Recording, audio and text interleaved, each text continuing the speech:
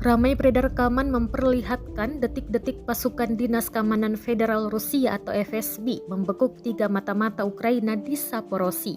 Rekamannya beredar di Telegram pada Selasa 16 Mei 2023. Dalam keterangan unggahan disebutkan di wilayah Zaporozhye, petugas pasukan khusus FSB menahan 3 warga negara Ukraina dan Rusia yang dituduh mengorganisir serangan teroris. Dilaporkan bahwa para tahanan bekerja atas instruksi dari SBU. Penangkapan dilakukan di tengah jalan dan sebuah tempat tinggal tersangka. Sebelumnya juga dikabarkan FSB telah menahan seorang warga negara Ukraina atas tuduhan spiones.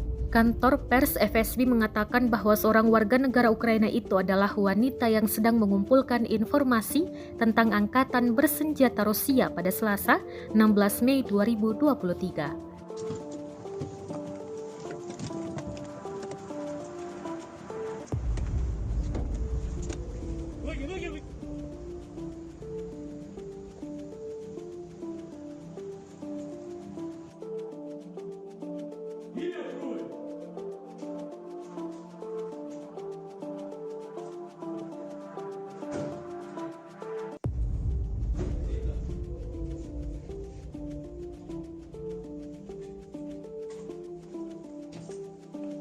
Terima kasih sudah nonton.